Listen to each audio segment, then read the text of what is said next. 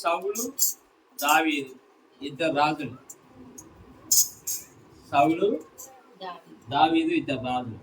వీళ్ళిద్దరి ఒకళ్ళేమో దేవుడు సింహాసనం నుంచి దించేయాలని చూస్తాడు, ఇంకొకరినేమో నాకు అత్యంత ప్రియుడు, సన్నిహితుడు, స్నేహితుడు. అయితే దావీదు చేసిన పాపాలు సౌలు చేయలే. అర్థమవుతుందా? దావీదు చేసిన పాపాలు సౌలు చేయలే. దావీదు ఇమ్మోరల్ గా జీవించాడు. ఏరే వాళ్ళ భార్యను తెచ్చుకున్నాడు, తెచ్చుకున్న ఆ భార్యల భర్తని చంపించేసిండు. అర్థమవుతుందే? అనేక పాప కార్యములు చేసిండు. అయినా దావీదును మాత్రం దేవుడు ఎందుకు తన ప్రియమైన స్నేహితుడు, is the man after my own heart అని పిలువబడతాడు.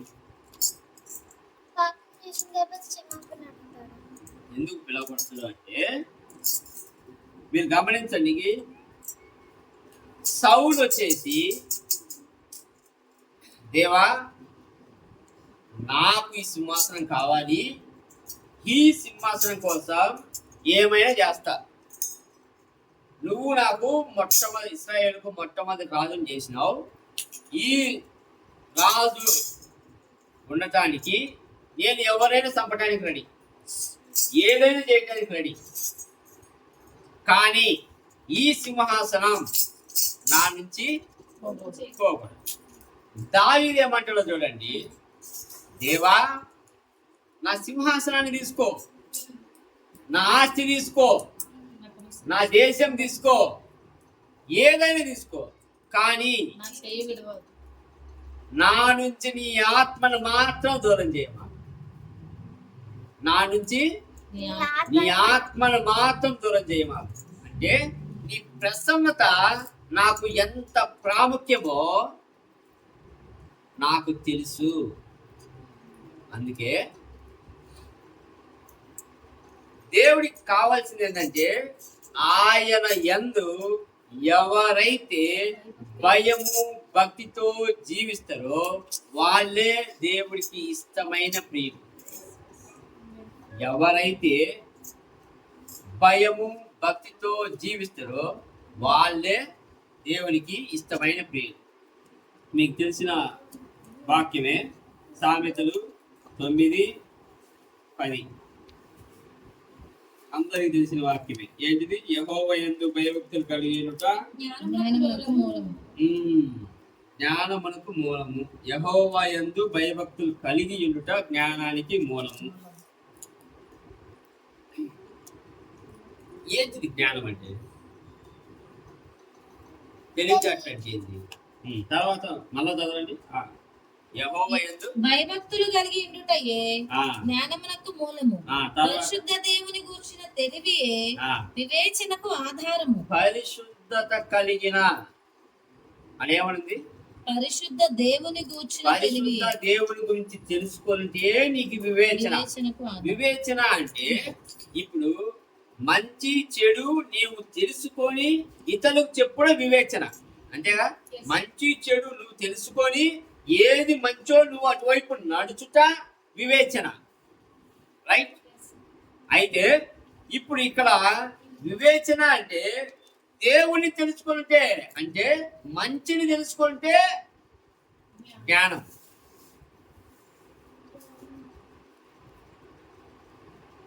పోయిన ఆదివారం మనం చూస్తే ఎవరైతే నన్ను ప్రేమించినారు అని అంటారో వాళ్ళందరూ నా ఆజ్ఞలను కైకొని నడవాలి. అర్థమైందా? ఇప్పుడేమో యెహోవా యందు భయభక్తులు కలిగి ఉంటే, భయము భక్తి రెండు ఉంటాయి. భక్తి వేరు, భయం వేరు. రెండు కలిగి ఉన్నప్పుడే నీకు జ్ఞానం వస్తుంది. అర్థమవుతుందా?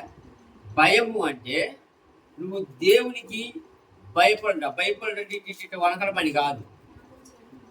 ఒక పిల్లోడు తన తండ్రికి భయపడతాడు, తండ్రి ముందు వణుకుతాడా? కానీ గౌరవంతో కూడిన భయం ఉంటుంది. తప్పు చేస్తే తండ్రి కొడతాడేమో, తప్పుగా మాట్లాడితే నిందిస్తాడేమో, నేను ఏదైనా తప్పుడు ఆలోచన చేస్తే అది డాడీకి తెలిసి కొడతాడేమో, ఈ భయం ఉంటుంది. ఏంటిది? అది గౌరవంతో కూడిన భయం. మనకు మందసం ఉంటుంది, బైబిల్లో మందసం ఉంటుంది. మందసంలో యాజకులు ఉంటారు, ప్రధాన యాజకుడు ఉంటాడు. ప్రధాన యాజకుడు ఎక్కడ ఉంటాడు? పరిశుద్ధ స్థలంలో ఉంటాడు. పరిశుద్ధ స్థలంలో ఉండి నైవేద్యాలు, ధూపములు ఇవన్నీ పెడతా ఉంటాడు. ఇవన్నీ దేవుడికి అర్పించిన తర్వాత సంవత్సరానికి ఒక్కసారి అతి పరిశుద్ధ స్థలానికి ఈ ప్రధాన యాజకుడు వెళ్తాడు. వెళ్ళేటప్పుడు ఖచ్చితంగా వెళ్ళాలి. ఎవరైతే ప్రధాన యాజకుడిగా అభిషేకం చేయబడతాడో అతను సంవత్సరానికి ఒకసారి అతి పరిశుద్ధ స్థలానికి వెళ్ళి ఆరాధించాలి. మందసం దగ్గర అవన్నీ మార్చాల్సి వస్తుంది. అప్పుడు ఏం జరుగుతుంది? ఒకవేళ ఇతను దేవునికి వ్యతిరేకంగా సంవత్సర కాలంలో ఏదైనా ఒక తప్పు చేస్తే అతను అక్కడ చనిపోతాడు. అర్థమవుతుందా? తెలిసి చేసినా తెలియక చేసినా చనిపోతాడు. లోపలికి పోయేటప్పుడు ఎట్ట ఉడుకుతాయి అంటే కాళ్ళు అట్ట ఉడుకుతాయి. ప్రధాన యాజకుడు కాలు పెట్టిన క్షణం అక్కడ పడిపోతాడు. తర్వాత మళ్ళా ఇంకొకళ్ళు లోపలికి వెళ్ళి తీసుకురావడానికి ఆస్కారం లేదు. తాడు పట్టుకొని లాగేసేయాలి. అంటే దాని అర్థం ఏంది? ఎంత పరిశుద్ధంగా బతకాలో తెలుసా? తనకు ఇచ్చిన ఆజ్ఞను తూచా తప్పకుండా, కనీసం మలినమైనది ఏది ముట్టకుండా, దేవుని దగ్గర ఆలోచనలో కూడా ఎటువంటి అపరిశుద్ధ తలంపులు రాకుండా, ఎవరిని బాధ పెట్టకుండా అలా బతికితే అతను లోపలికి వెళ్ళి సంవత్సరం కోసం మళ్ళా తిరిగి రాగలడు.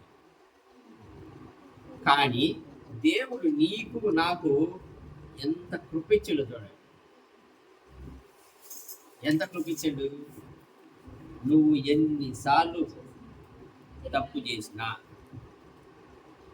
దేవుడు ఏమనిపిస్తుందంటే, రా క్షమాపణ.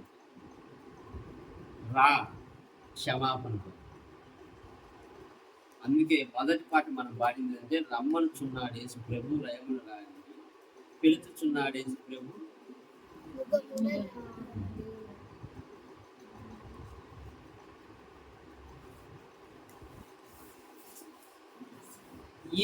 అసలు ఇప్పుడు ఒక మనిషిలో ఆ భయము భక్తి లేకపోతే జరిగేది ఏంటిది? సంసోను భయము భక్తి లేకుండా వెళ్ళిపోయింది.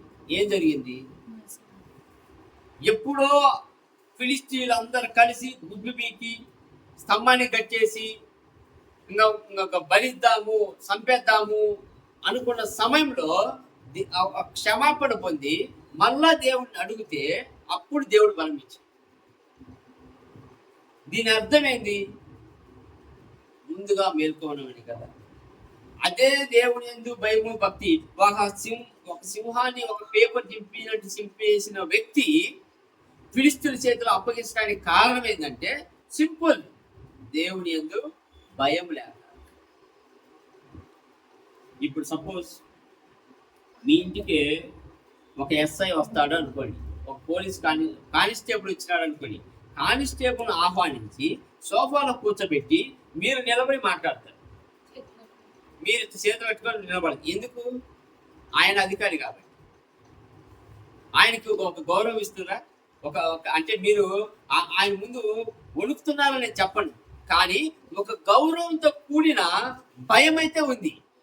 పోలీస్ అధికారి మన మీద తప్పుగా మాట్లాడితే తీసుకుపోయి పోలీస్ స్టేషన్ వేస్తాడు, మన మీద ఎఫ్ఐఆర్ రాస్తాడు. ఇటువంటి భయము ఉంది కదా.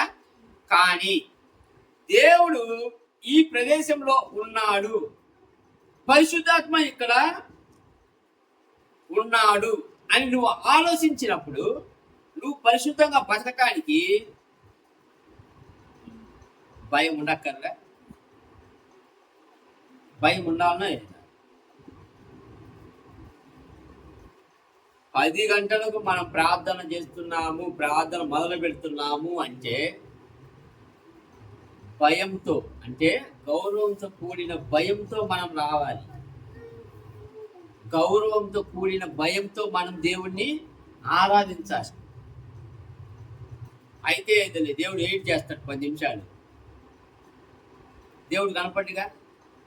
కృపాయుగంలో ఉన్నాం కాబట్టి దేవుడు చూసి చూడనట్టుగా వెళ్ళిపోతాడు. మనం ఆరాధనకి ఎప్పుడు పోయినా పర్వాలే, మనం దేవుని ఎప్పుడు ప్రార్థన చేసినా పర్లే. మన శుక్రవారం నేను చెప్పినట్టుగా దేవుడికి ఏ విధంగా మనము సమయాన్ని ఇస్తున్నామంటే, అందరూ తిన్న తర్వాత మిగిలిన ఆహారం తీసుకుపోయి ముష్టోళ్ళకి వేస్తాను చూడు. అందరూ తిన్న తర్వాత మిగిలిన ఆహారం తీసుకుపోయి ఎవరైనా అడుక్కునే వాళ్ళకి వేస్తావు చూడు.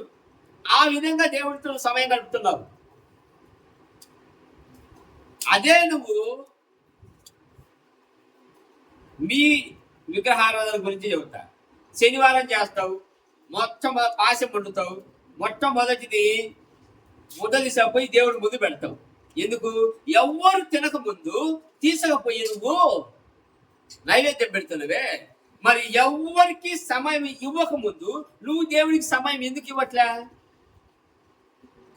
మనం ఆలోచించేది ఏంటంటే, మన ఉదయం లేస్తూనే మన పనులు అయిపోవాలా, మన సీరియల్ అయిపోవాలా, మన టీవీలు అయిపోవాలా, మన వ్యవహారాలు అయిపోవాలా, మన ముచ్చట్లు అయిపోవాలా. అన్నీ అయిపోయిన తర్వాత పడుకునే ముందు పోయి, దేవా ఈ రోజంతా నాకు ఇచ్చినావు, నీకు స్తోత్రం, నేను తిన్నా, ఇంకా పడుకుంటున్నా, బాయ్ అని చేసిన ప్రార్థన నువ్వు ముష్టోడికి వేసినట్టే ఉంటుంది నీ ప్రార్థన.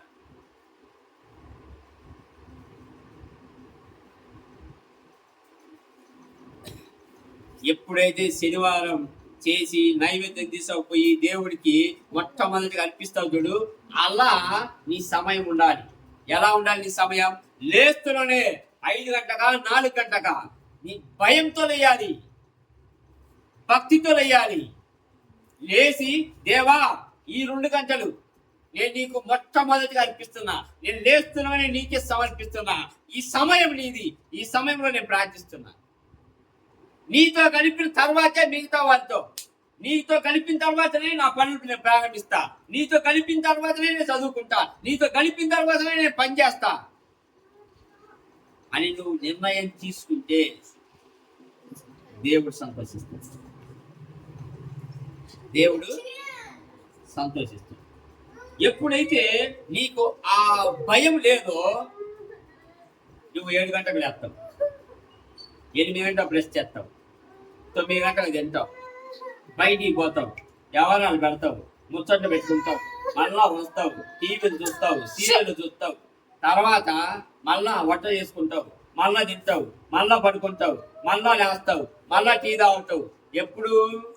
అందరికి వడ్డించిన తర్వాత పడుకునే ముందు బెడ్ మీద 2 ముక్కలు ప్రార్థన చేసుకొని పడుకుందామని అనుకుంటావు. అది భయము భక్తితో జీవించే జీవితం కాదు. యేసుక్రీస్తు మనకు మొట్టమొదటిగా ఆయన పెద్దల కడనే లేచి వెళ్ళి ప్రార్థన చేసుకొని వచ్చాడు. ఆయన పెద్దల కడను లేచి ఇంకా చీకటి ఉండగానే ఆయన పోయి ప్రార్థన, ఎవరు లేని సమయాల్లో, అంటే ఎవరు లేని ప్రదేశంలో ఆయన ప్రార్థన చేసుకున్నాను. అంటే దాని అర్థం ఏంది? దేవుడు మనకు ఉదాహరణగా జీవించిపోయిండు. భయం, సంఘాలలో భయము భక్తి లేకపోవడం వల్ల పరిశుద్ధత లేకుండా పోతుంది. పరిశుద్ధత లేకుండా పోతుంది. ఎటువంటి డ్రెస్సులు వేసుకున్నా కానీ పర్లేదు రండి అని ఆహ్వానించడానికి కారణం ఏదో తెలుసా? మాకు డబ్బులు వస్తే చాలు, మీ పరిశుద్ధత తేపని, మా కానుకలు వస్తే చాలు, మీరు ఎట్లా జీవిస్తే నాకెందుకు? ఒక కుటుంబంలో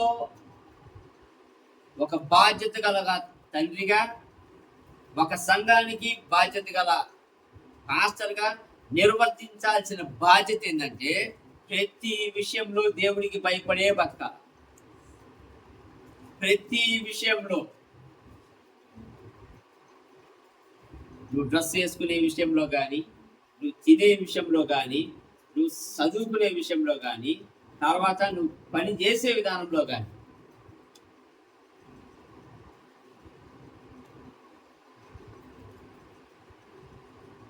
సంఘంలో భయం ఎలా ఉంటుందో అపోస్తల కార్యాలు 5:11 తీసి చదవండి.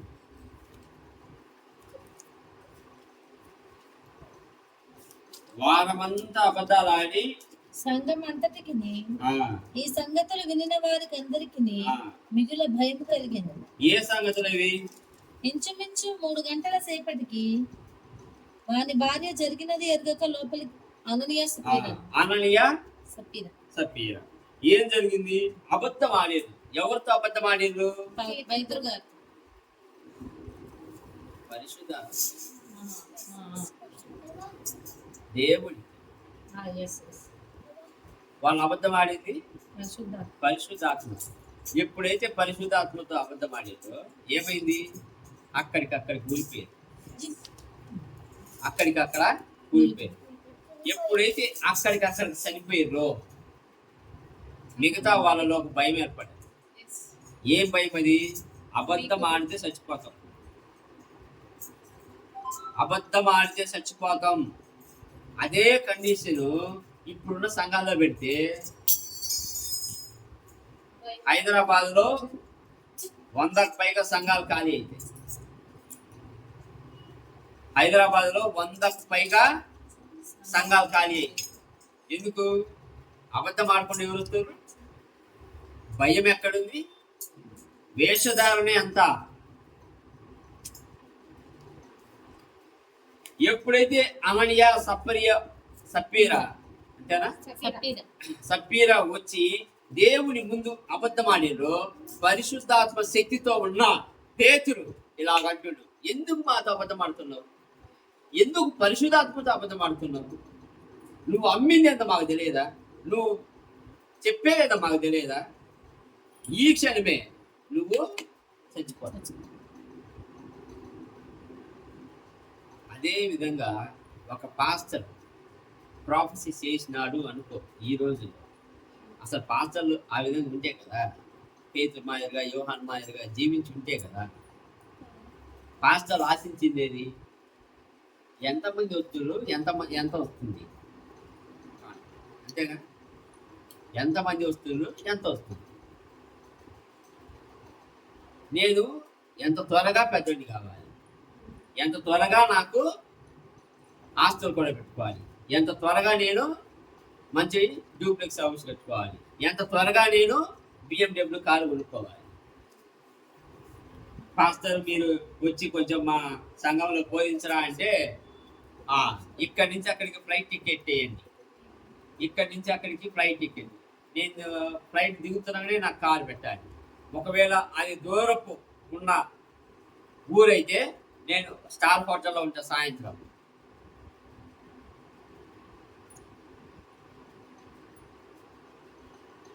దేవుని యందు భయము భక్తి ఉంటే పాస్టర్లు అలా మాట్లాడారు. అనేక ఆత్మలు నశించిపోతున్నాయి అని నువ్వు అనుకుంటే నీ కాళ్ళు పరిగెత్తుతాయి, నీ కాళ్ళు పరిగెత్తుతాయి. పౌలు వెళ్ళిపోయాడు, ఎక్కడికి పడితే అక్కడికి పోయాడు. ఎక్కడైతే ఆత్మ నశించిపోతున్నాయో అక్కడికి పోయి స్వార్థ చెప్పారు. నేను దెబ్బలు తిన్నా పర్లేదు, నన్ను కొట్టినా పర్లేదు, నన్ను జైలు వేసినా పర్లేదు, కానీ నేను స్వార్థ మాత్రం ఆపకుండా ఉండను. ఎఫ్ఎస్ఏ, ఫిలిప్పీన్స్, తర్వాత మైనర్ ఏషియా మొత్తం కవర్ చేసేసి ఎవరికైతే యేసు క్రీస్తు గురించి తెలియదో వాళ్ళ మొత్తానికి చెప్పడం మొదలు పెట్టేసి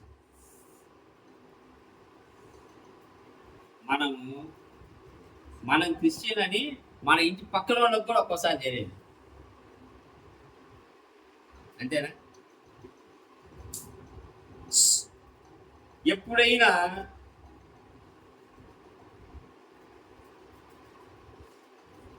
అంటే ఆదివారం ఏదన్నా పన్నెండు ఒక పలానా చోటకి వస్తావా, ఓకే నేను రాను, నాకు ప్రేయర్ ఉంటుంది అంటే అప్పుడు అర్థమవుతుంది, ఓ మీరు చర్చికి వెళ్తారా అని.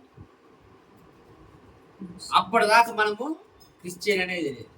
ఎందుకంటే యేసుక్రీస్తు గురించి చెప్పం, యేసుక్రీస్తుని మనలో చూపించాం. అర్థమవుతుందా? ఆ పరిశుద్ధత, ఆ ప్రేమ అవి చూపిస్తే కదా ఇతరులకు తెలిసేది మనము క్రీస్తుని బిడ్డలము అని. మన ఆకారం మూలకం కాదు, బొట్టు తీసేసినంత మాత్రాన క్రిస్టియన్ అని కాదు. అలా చెప్పకూడదు. నువ్వు చూపించే ప్రేమ, నువ్వు పలికే మాటలు, నీ నడవడిక, నీ క్యారెక్టర్, అవి చెప్పాలి నేను క్రీస్తుని బిడ్డను అని. హీబ్రూస్లో హెబ్రీలు రాసిన పత్రిక 12:27, 28, 29 చదవండి. ఎంత గొప్పగా పౌలు చెబుతుందో. హెబ్రీలు రాసిన పత్రిక 12వ అధ్యాయము 28, 29.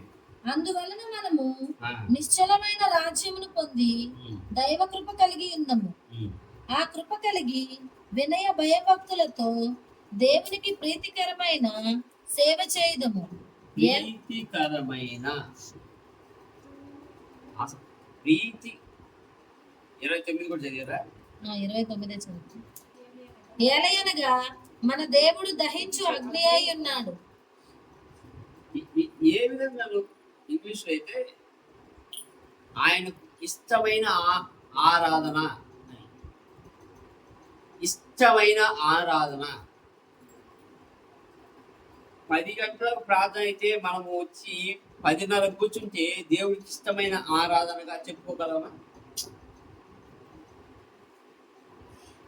ఉదయాన్నే 5 గంటలు లేచి మన ఇష్టమైన పనులు మనం చేసుకుంటూ ఎప్పుడో సాయంత్రం మనం ప్రార్థన చేస్తే దేవుడికి ఇష్టమైన పనిగా అది భావించగలమా?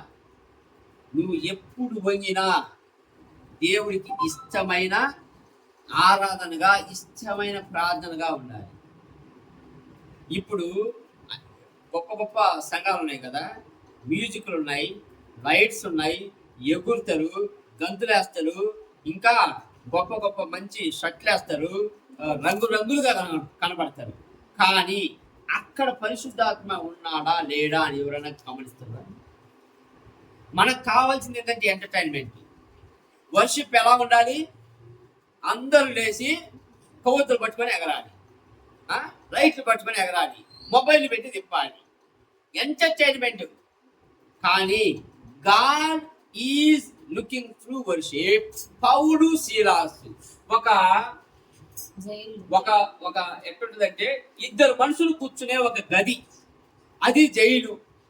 ఆ టైం నీకు ఫెసిలిటీస్ ఉండవు, లైట్లు కూడా ఉండవు. తీసుకపోయి ఒక చీకటి గదిలో వేసేసారు. అప్పటికి కొట్టి ఈడ్చి తీసుకుపోయేసారు. కానీ వీళ్ళిద్దరు పాట పాడుతారు. వీళ్ళ దగ్గర కంజర్ లేదు, వీళ్ళ దగ్గర పియానో లేదు, వీళ్ళ దగ్గర డ్రమ్స్ లేవు, వీళ్ళ దగ్గర గిటార్లు లేవు. కానీ ఇద్దరు పాట పాడితే దేవుడికి ఇష్టమైనదిగా, దేవుడికి ప్రీతికరమైనదిగా ఆరాధనగా ఎంచబడింది. ఆరాధనగా ఎంచబడిన ఆ ప్రీతికరమైన ఆరాధన వల్ల జైలు గోడలు కూల్చబడ్డాయి. జైలు గోడలు కూల్చబడ్డాయి. అది దేవునికి ఇష్టమైన ఆరాధన. వాళ్ళు ఆ నొప్పులతో ఎట్టమాడినో తెలియదు, ఆ బాధతో రాగం ఎటువైపోతుందో తెలియదు. కానీ పాడి దేవుని ఆరాధించి, దేవుని స్తుతించే భూకంపం తెప్పించండి దేవుడు. మరి లక్షల మంది కూడి ఒక పబ్బులో ఎగురుతూ ఉంటే, ఎగ్జాంపుల్, ఎగరకూడదని నేను చెప్పండి, డ్యాన్స్ వేయకూడదని నేను చెప్పండి. కానీ నీ డ్యాన్సు, నువ్వు వేసే గంతులు దేవునికి ఇష్టమైనవే కాదా? అది ఆలోచించాలి. వీళ్ళందరూ ఎగురుతుంటే, మంచి స్టేజీ, మంచి హాలు, ఫ్యాన్లు, ఏసీలు, కలరింగ్స్, గొప్ప గొప్ప చైర్లు, కుషన్ సీట్లు, ఆడిటోరియం, మళ్ళీ బిగ్ స్క్రీను, ఇన్ని ఉంటాయి, కానీ పరిశుద్ధాత్ముడు అక్కడ ఉన్నాడా లేడా? పరిశుద్ధాత్మ ఉంటే అది షేక్ కావాలి, అది షేక్ కావాలి. ఇప్పుడు నేను చెప్పేది కూడా అదే, సంఘానికి చెప్పేది ఏంటంటే, నువ్వు కూర్చొని ప్రార్థన చేస్తే నీ చుట్టూ వెలుగుండాలా. నువ్వు కూర్చొని నువ్వు మోకాలుని ఒక్క పాట పాడినా అది దేవునికి వినపడాలా, దేవునికి వినపడాలా. దేవుడు నువ్వు కూర్చున్న స్థలాన్ని షేక్ చేయాలి.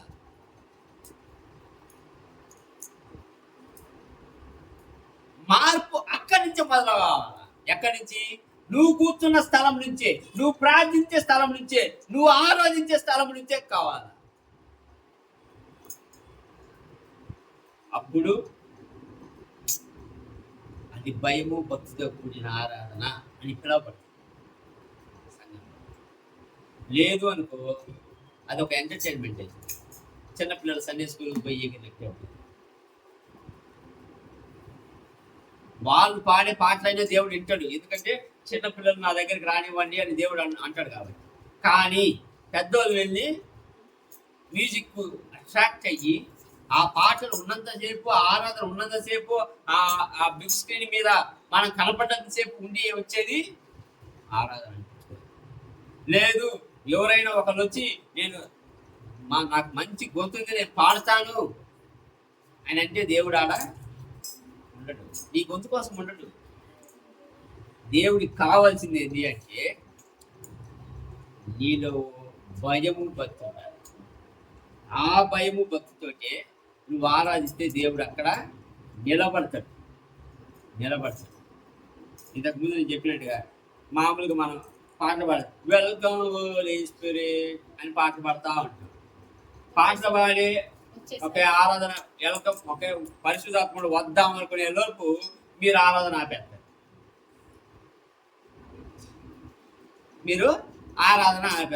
ఇంకేం పడతాడు?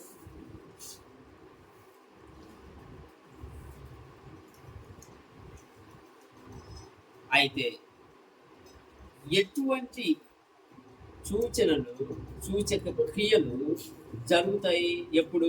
పరిశుద్ధాత్ముడు దేవునికి భయపడి భక్తితో ప్రార్థన చేస్తే, ఆరాధన చేస్తే ఎటువంటి సూచక క్రియలు ఆ సంఘంలో ఉంటాయంటే, ఒకటి ఒబీడియన్స్. మొట్టమొదటిగా ఆ సంఘంలో ఉన్న ప్రతి ఒక్కరు దేవుని మాట వినే భక్తురాలుగా ఉంటారు. అర్థమైందా? పౌలు శీలాస్ దేవుడి మాట వినే భక్తులుగా ఉన్నారు కాబట్టి అక్కడ భూకంపం వచ్చింది. పేతులు జైల్లో వేయబడ్డప్పుడు మిగతా సంఘం అంతా దేవుడి మాట విని ప్రార్థన చేస్తున్నారు కాబట్టి దేవుడి దూత వెళ్ళి విడిపించుకొని తీసుకొని వచ్చింది. Obedience is the better than sacrifice. ఇందాక మొట్టమొదటిగా మనం చెప్పుకుంది సౌలు దావీదుకు తేడా ఇక్కడే. సౌలు దేవుడి మాట వెళ్ళా, దావీదు దేవుడి మాట వెళ్ళాడు. సౌలు వేరే వాళ్లకు అపకారం చేయకపోయినా దేవుడి మాటని లక్ష్య పెట్టలే. అందుకే సమూహం ఏం చెబుతున్నట్టే, నేను సౌలు నుంచి సింహాసనం నుంచి సౌలు నేను తోసిపడేసిన. ఎందుకు? మాట వినలే. మాట వినని కారణంగా మోషే దేవుడు వాగ్దానం చేసిన భూమిలో కాలు కూడా పెట్టలేకపోయింది. అందుకే మాట ఇనుట శ్రేష్టం. పిల్లలకు కూడా చెప్తున్నా ఒకటే మాట, మీరు మీ తల్లిదండ్రులకు విధేయులై ఉండి వాళ్ళు చెప్పిన మాటను గౌరవించండి. వాళ్ళు చెప్పిన మాటలే మీకు శిరోధార్యం. ఒబీడియన్స్, మాట ఇనుట శ్రేష్టం.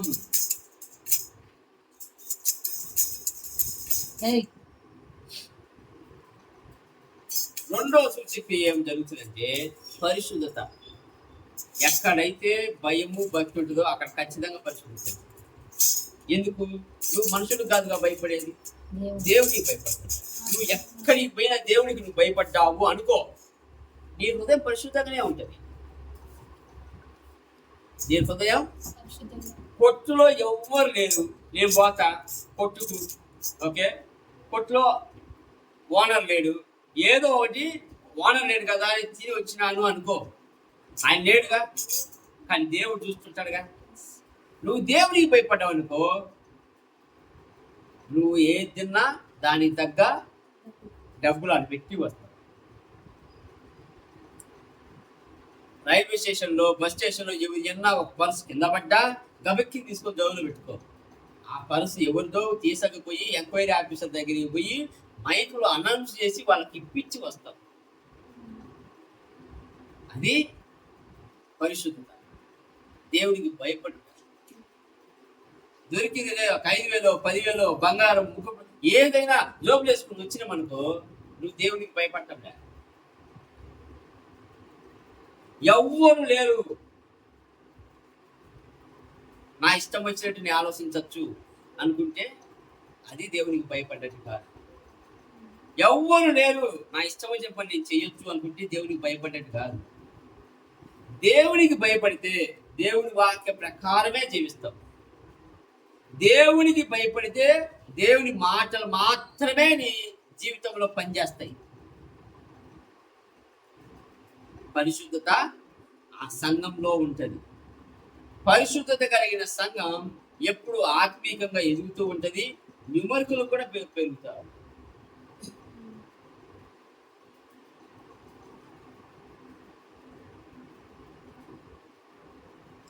డీప్ వర్షిప్ అనేది ఎంటర్టైన్మెంట్ కోసం చేసేదైతే కాదు. ఆరాధన ఎప్పుడు మనము ఎంటర్టైన్మెంట్గా భావించకూడదు. 4 పాటలు పాడతాం, 4 పాటల్లో నాకు ఎప్పుడైనా ఒక మంచి వర్షిప్ బల్కమన్ లాంటి ఒక పాట వచ్చిందనుకోండి, ఈ పాట మనకు నచ్చదు. ఎందుకు? స్లోగా వెళ్తుంది, మనం ఎగటానికి ఉండదు, మనము గంతులేయటానికి ఉండదు, చప్పట్లు కొట్టడానికి ఉండదు. కానీ దేవుడు ఆలోచించు, ఆ మాట నేను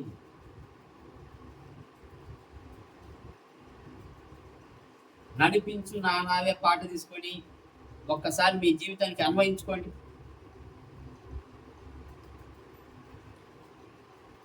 రాత్రంతా శ్రమ పడినా రాలేదు ప్రభోజయము, రతనాలను వెతుకుటలు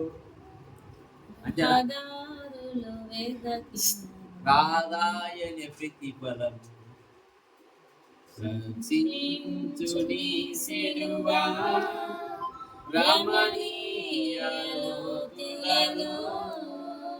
రతనాలను వెతుకుటలు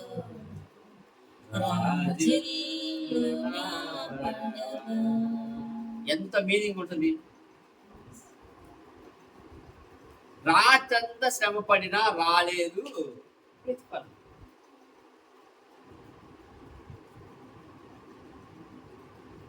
ఒక మనిషి జీవితంలో జరిగిన సంఘటనలన్నింటినీ రాసింది.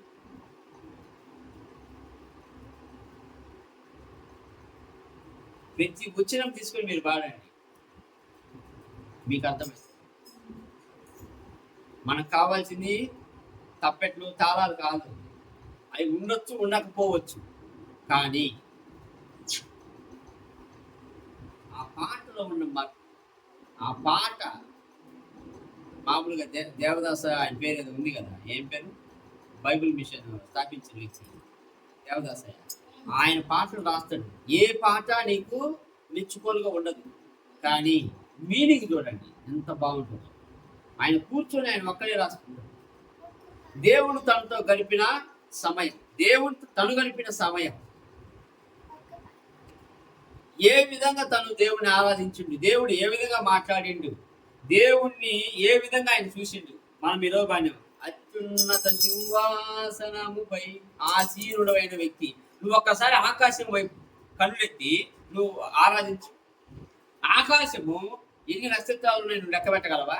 మరి ఒక నక్షత్రం ఎంత పెద్దది? సూర్యుడి కంటే ఎన్ని రెట్లు పెద్దది? భూమి కంటే ఎన్ని రెట్లు పెద్దది? అటువంటి నక్షత్రం ఆకాశంలో ఎన్ని ఉన్నాయి? మరి దేవుడు ఏమంటాడు? ఆకాశం నా సింహాసనం అంటే భూమి ఎంత? భూమికి ఎన్ని రెట్లు సూర్యుడు ఉన్నాడు, సూర్యుడికి ఎన్ని రెట్లు నక్షత్రాలు ఉన్నాయి, ఆ నక్షత్రాల గుంపు కలిగిన ఆకాశము దేవుడి సింహాసనం అయితే దేవుడు కూర్చుంది ఎక్కడ?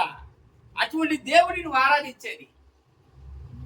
మరి అటువంటి దేవుడిని నువ్వు ఆరాధించేటప్పుడు ఎంత వనకాల నువ్వు, ఎంత అసలు నువ్వు నువ్వు దేనికి పనికి వస్తావు?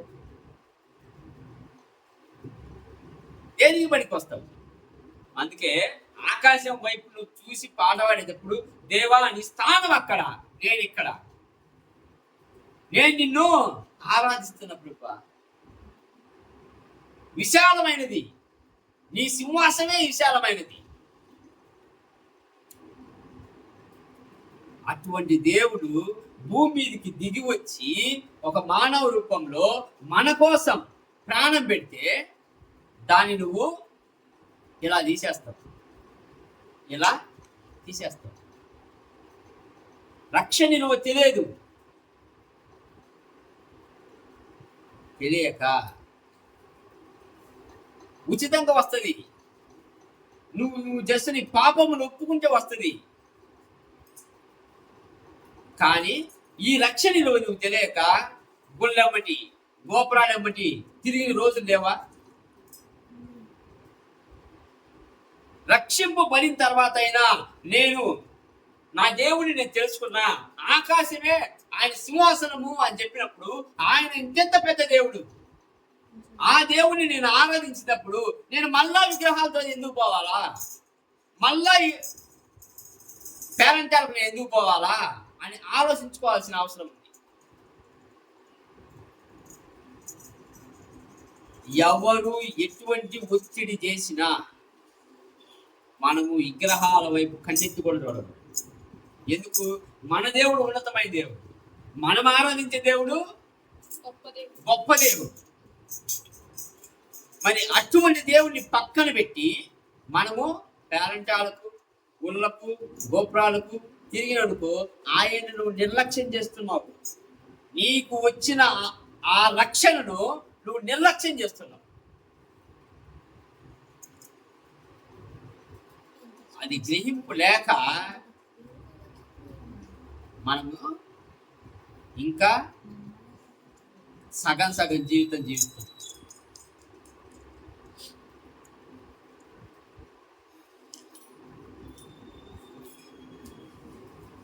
దేవుని భయం ఎక్కడైతే ఉంటుందో ఆ సంఘంలో పశ్చాత్తాపం కూడా ఉంటుంది. ఇమ్మీడియట్ పశ్చాత్తాపం. ఎలాంటిది? ఏ చిన్న తప్పు వాళ్ళ వైపు నుంచి జరిగినా దేవా నన్ను క్షమించు, దేవా నన్ను క్షమించు. పశ్చాత్తాపం లేకుండా ఎక్కడ అంటే హ్యూమిలిటీ అంటే చూడు, తగ్గింపు భావం ఉండదు. ఎందుకు? దేవుడు అంత గొప్పవాడైతే ఏదైనా తప్పు చేసినప్పుడు దేవుడిని క్షమాపణ అడగడంలో నువ్వేమైనా పెద్దవాడియా, నువ్వేమైనా గొప్పవాడియా? నువ్వు అడగాలి. సుంకరి గుండెలు బాదుకుంటుండు ఏమని, దేవా నీ వైపు నేను కన్నులెత్తి కూడా చూడలేనే, నన్ను క్షమించు అని వేడుకుంటుండు.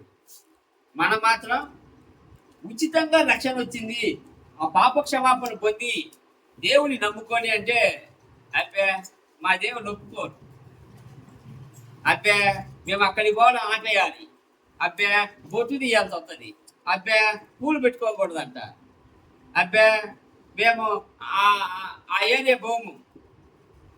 ఎంత దరిద్రంగా మాట్లాడతాము.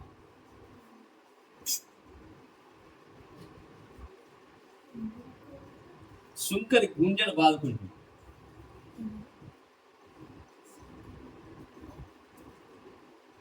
మరియా ఎంత తగ్గించుకుంటుందంటే ఆమె తగ్గింపు వలనే దేవుని కనకానికి దేవుడు ఎంచుకున్నాడు. దేవుని ఎందుకు భయం ఉండబట్టే ఆమె పరిశుద్ధంగా ఉంది. ఆ పరిశుద్ధతకే ఆమెను ఎంచుకొని మళ్ళా నీ కడుపున లోకరక్షకుడు పుడుతున్నాడు అంటే నేను స్వీకరిస్తున్నాను. దేవునికి ఎదురు మాట చెప్పలే, ఒబీడియన్స్ అంతే. నీ చిత్తం జరుగును గాక.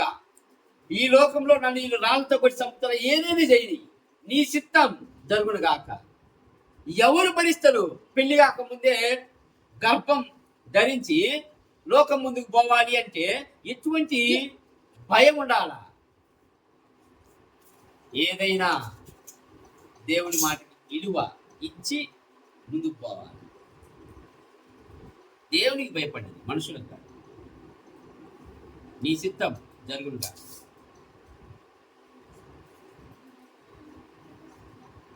ఎక్కడైతే ఏ సంఘంలో అయితే దేవుని భయం ఉంటుందో ఆ సంఘంలో అందరి మధ్య ఒకే భావం ఉంటుంది, ఒకే మాట ఉంటుంది.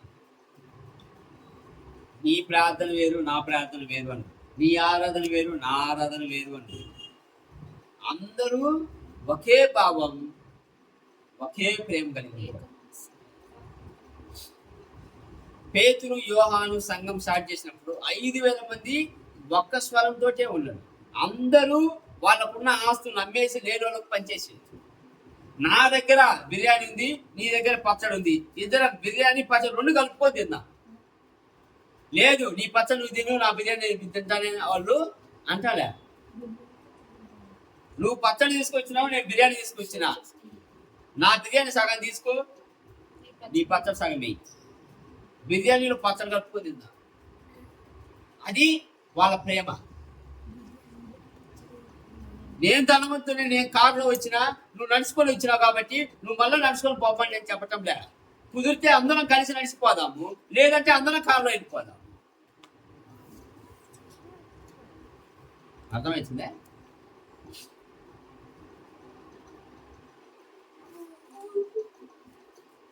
దేవుని భయం ఉన్న సంఘము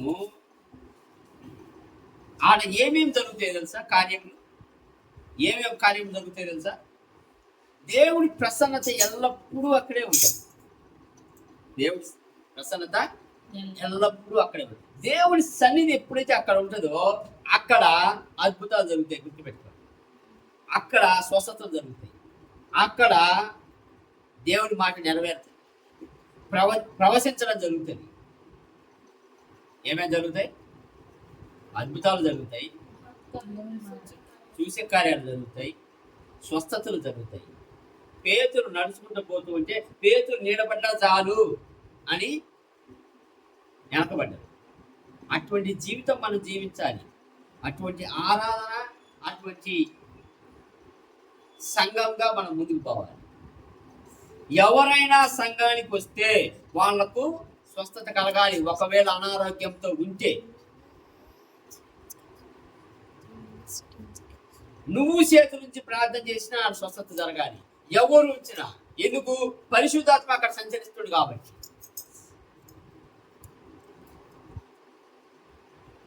అప్పుడు అలానే, ఇప్పుడు అపోస్తల కార్యాలు 9:31 అలానే జరిగింది. అపోస్తల కార్యాలు 9:31 చూస్తే అక్కడ ఆ సంఘంలో జరిగింది ఏంటి చూడండి.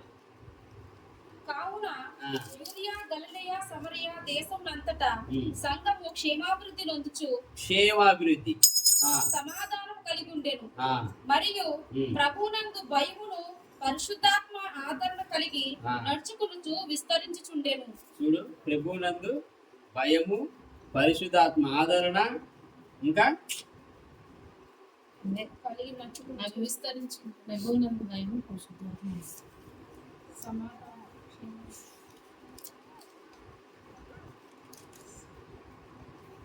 అంటే God's presence will increase day by day in the church, one who fears the Lord.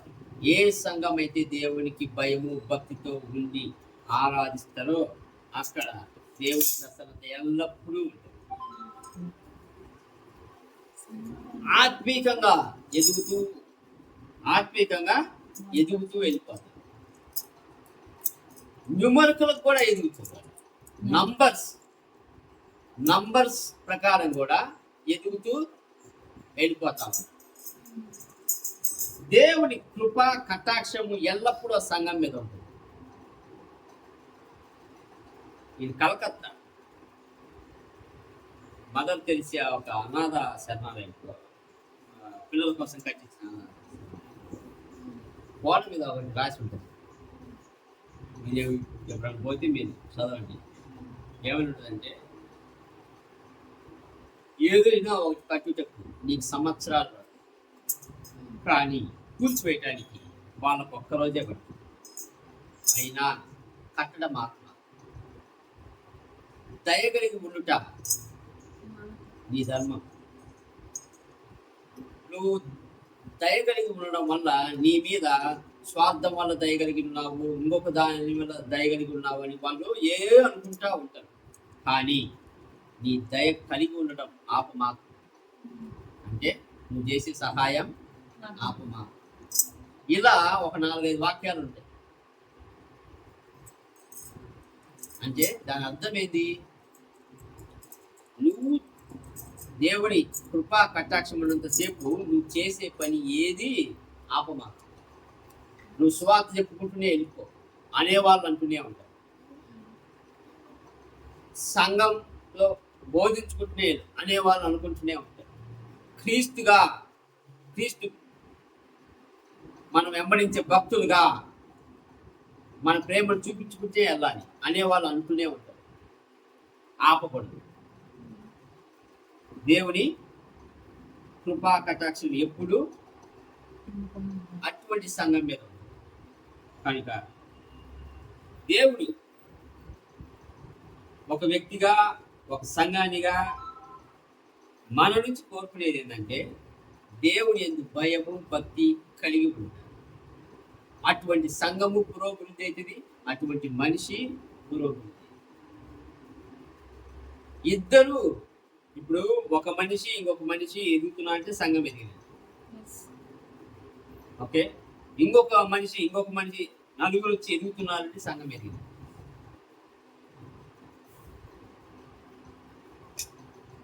ఎవరైతే దేవుని యందు భయము భక్తి కలిగి ఉంటారో వాళ్ళ జ్ఞానం, వాళ్ళు తెలియగలరు. ఎవరైతే పాపం చేయరో వాళ్ళు నీతిమంతులు, వాళ్ళు తెలియగలరు. ఎవరైతే దేవుని మాట వింటారో వాళ్ళే బుద్ధిమంతులు, మిగతా వాళ్ళు కాదు. కనుక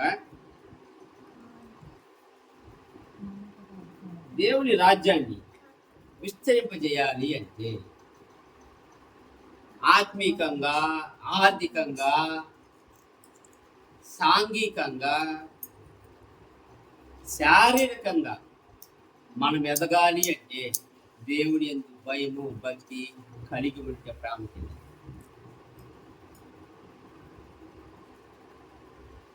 కనుక సంగమా చెప్పేది ఒక్కటే, దేవునికి లోబడి దేవునికి భయపడితే నీ జీవితం దేవుని సిద్ధానుసారంగా సాగుతుంది.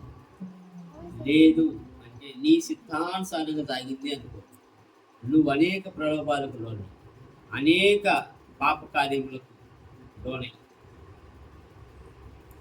దేవుడు చెయ్యి విడవాల్సిన పరిస్థితి వస్తుంది.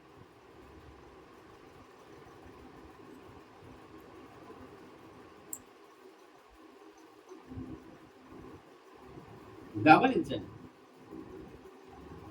నేను నిజంగా దేవుని యందు భయం కలిగి ఉన్నానా అని ఆలోచించాను. నా దేవునికి నేను భయపడితే నేను మళ్ళా విగ్రహాల జోలికి వెళ్తున్నాను. నేను దేవునికి భయపడితే సమయానికి దేవునికి ప్రార్థిస్తా, వాక్యం చదువుతా, వాక్య ప్రకారం జీవిస్తా. నేను దేవునికి భయపడితే నేను పరిశుద్ధతతో జీవిస్తాను. నేను దేవునికి భయపడితే నా పిల్లల్ని పరిశుద్ధతగానే పెంచుతాను. నేను దేవునికి భయపడితే నా జీవితం ఒక వెలుగుగా బయట వాళ్ళకు కనపడుతుంది. నేను దేవునికి భయపడితే ఈ లోకానికి నేను వెలుగై నడిచే బైబుల్గా, నడిచే స్వార్థగా ఉంటాను. ఆలోచించండి, మీలో ఏదైనా ఇటువంటి కొరత ఉంటే ఆ కొరత తీర్చమని దేవుని ప్రార్థించండి, హృదయంలో ప్రార్థించండి. ఏదైనా తప్పులు ఉంటే పశ్చాత్తాపాలి. దేవుని దేవా, ఇప్పుడు చెప్పిన విషయాల్లో కానీ ధ్యానించిన విషయాల్లో కానీ ఎక్కడైనా నాకు వెనకబడితనం ఉందా, లోపం ఉందా, ఆ లోపాలను సవరించి నన్ను మరలా నీ వైపు నడిపించు. నీ ఎందుకు భయభక్తులు కలిగిన భక్తుడిగా నన్ను తీర్చిదిద్దు. నీ ప్రేమను పంచే భక్తుడిగా భక్తురాలుగా నన్ను ఉన్నత స్థితిలో తీసుకువెళ్ళాలని ప్రార్థించాను. మీరు ప్రార్థించిన తర్వాత వదిలింది అక్కడ అత్తమ్మ వదిలిందా?